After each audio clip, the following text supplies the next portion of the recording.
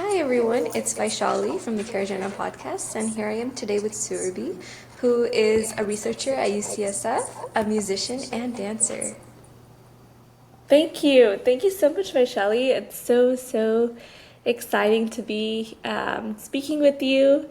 And I'm really honored to be here, and I'm looking forward to just having a conversation and getting to know each other. Definitely. So, my first question for you is what specific goals and aspirations drive the work you engage in?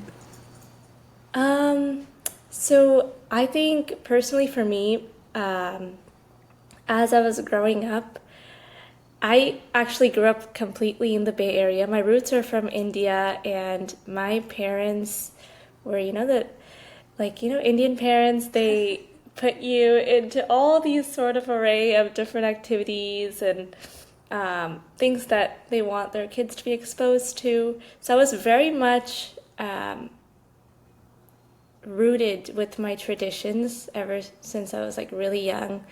And I was exposed to a lot of arts, including music, classical dance, definitely academic stuff as well. But other than that, also wellness. And those are some facets of my life that really kept me going as I was younger, but they were not really, something that I wanted to take on seriously and things like that. So as I was like later on in high school, college, and stuff, those are some of my aspects of my life that I wanted to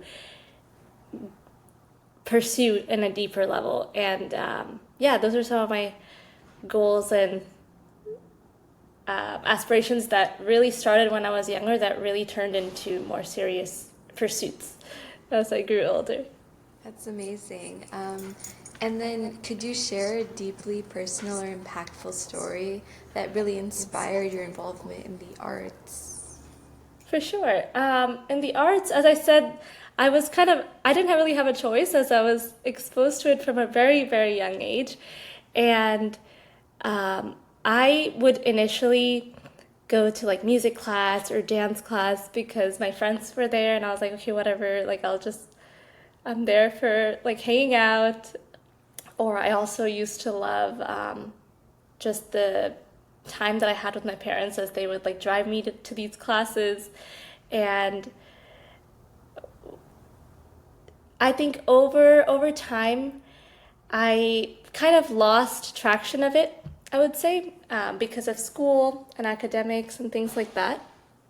And during this time, I was still continuing the arts, but it was kind of like, oh, it's part of my schedule kind of thing, you know? Mm-hmm. And I actually, believe it or not, I had one of the biggest kinds of stage fright that I've ever experienced in my life during those ages, but maybe like middle school, beginning of high school. Severe stage fright where I like literally my hands would shake. I would be sweating. When I would sing, I would choke because of the nervousness coming up. Or I would practice all these like routines for my dances and stuff, and but on stage I would have these small slip ups. It was terrible. It was like the worst.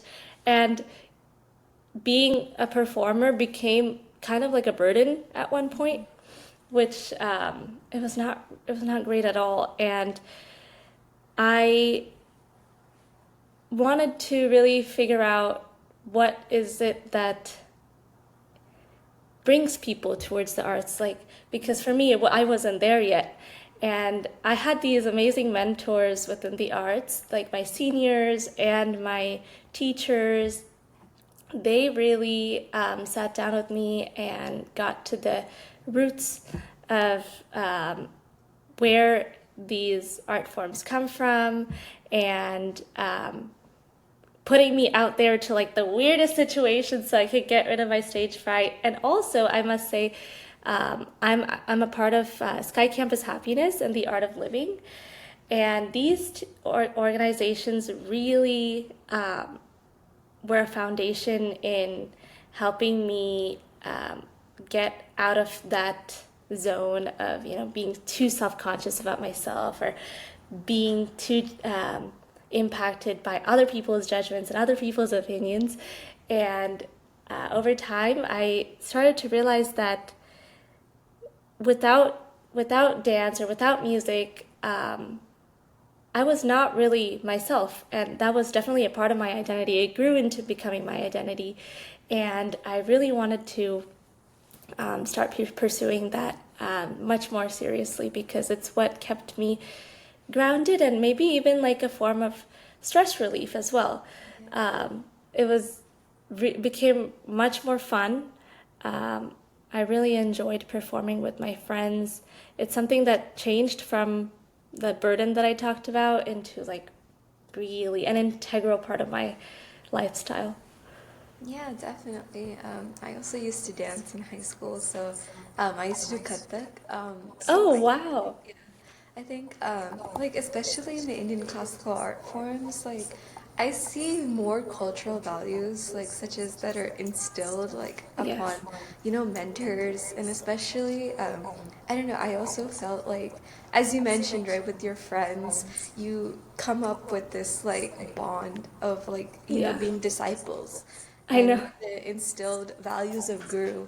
So, like, I guess, what are your thoughts on this type of like, especially with Bharatnatyam and a lot of different like Odissi and Kuchipudi, like they're all instilled with these grounded values from our culture, and you also get to learn a lot through the dance forms, right? There's, as you mentioned, the routines. They're meant to portray a certain story of like God and stuff in a way, or some other like maybe like event. But yeah, what are your thoughts on that? Thoughts on the aspects of rooted, these arts being rooted to tradition? Yeah. Yeah, I think that's something that I didn't really find the value of earlier, but over time I noticed that like these stories are being told from like ancient times, and Yeah. also um, at a certain point, a few of my friends and I, we started to work on actual productions where we would focus on modern time issues like domestic violence, or really huge issues like climate change. Those are two topics that we've recently been working on, to really portray stories that can be relevant to today's time as well. And incorporating stories from now and stories from the past has been really, really instrumental to, I feel, to relay whole different array of topics to today's audience, because I feel like to be able to get to a wide variety of audience that's not just like the traditional audience from India, because this is an Indian classical dance. We want to spread it to more audience, as much of a bigger audience as possible. So I love the concept of being able to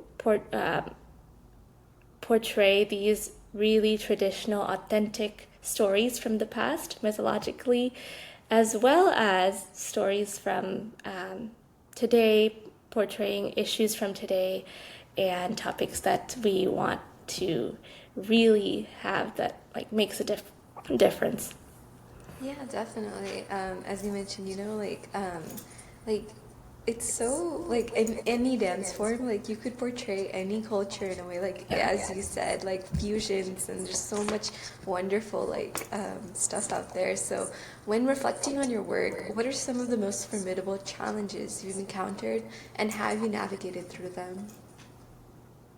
Challenges, I think balancing all um, all roles of my life. I think that's been a huge. I don't want to say, yeah, I think challenge is the best way to put it. But for the longest time, and even now, I must say, it's really not easy to have that like 100% for every single part of my life, every single day, you know? And I feel like it's kind of a misunderstanding for a lot of society where people are like, you have to practice every day, practice for hours, and also do your day-to-day job and work on your volunteering, this and this and that. But I've come to realize that it's a matter of finding my 100% on a day-to-day basis, which can vary. And that's what's been helping me to focus on everything from a broader perspective of things. Because when I used to think about, oh my God, I need to work on my music or work on my dance for like X number of hours every single day, plus go to my lab and work on my projects or go to my Sky Campus meeting in person. And I'm like, oh my God, how do I do all of these things? It really was a form of burnout. And that's something that I feel like people don't really talk about as much because they want to do the same number of things that everyone else does, but it's just not happening, you know? But I've been learning how to really incorporate all these things on a day-to-day basis, but focus on maybe one or two things that I want to really delve into on a maybe one week I want to really focus on my music or really focus on my dance, or this week I have this wellness retreat coming up, like I need to put all my attention on that, but also incorporate some aspects of the other stuff too. So it's been a work in progress, definitely, but I think there's definitely been a lot of positive improvement ever since I've realized that. Definitely. And you know, what novel approaches has your work embraced to confront complex issues or adversities, as you mentioned previously, with like domestic violence and like other issues from, you know, traditional stories or current day? So how has that kind of portrayed your dance, music, or anything academically? We have been, I would say, in terms of the arts, I would say we've been really trying to talk to a lot of folks and get their stories. We have been reading a lot of texts. That's been really insightful, actually, doing a lot of research from ancient texts and also finding its relevance to a modern day story or a case that has happened. And in terms of my Sky Campus and wellness approaches, I think more about just being on the ground and same thing, just hearing stories from other people.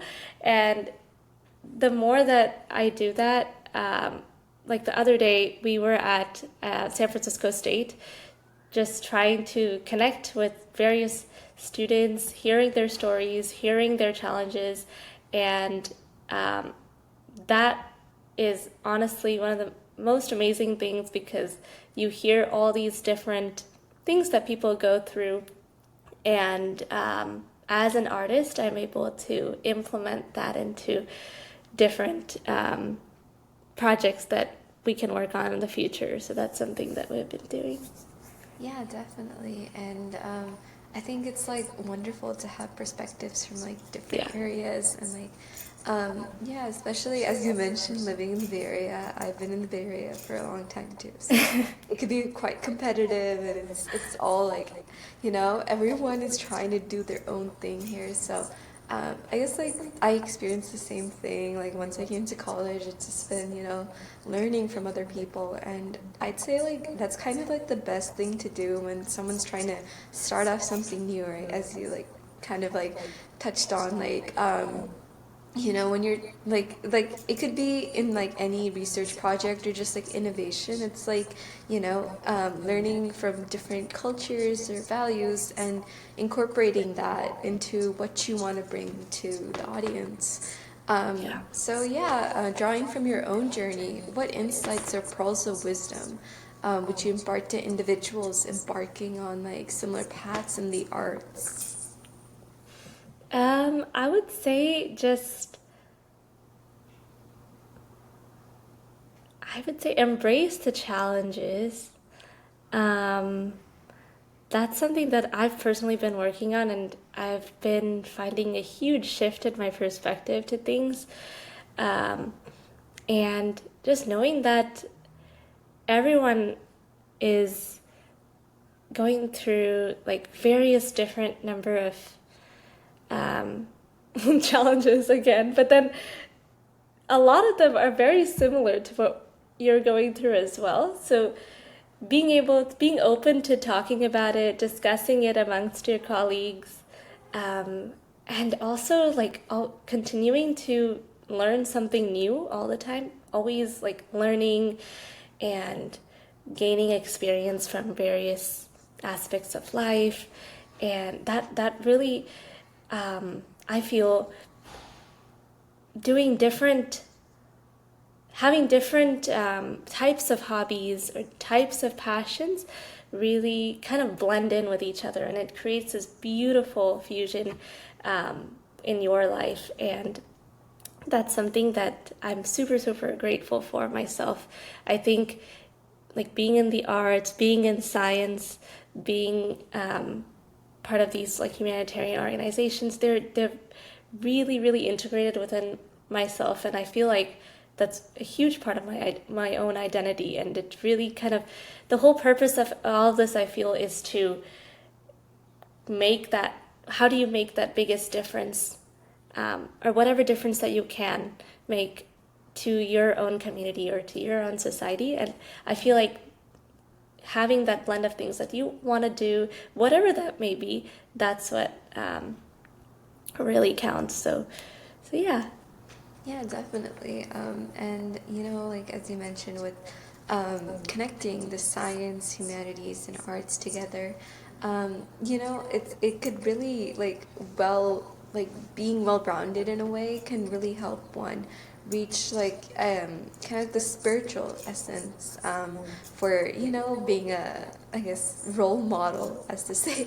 But also it really helps one manage burnout and a lot of different things that affect people. So we're really learning these key essential skills would, you know, really allow one to, I guess, grow. So yeah, thank you for being here today, and yeah, let's stay in touch. Thank you so much. Yeah, let's definitely stay in touch, and I can't wait to hear about all of your story as well soon.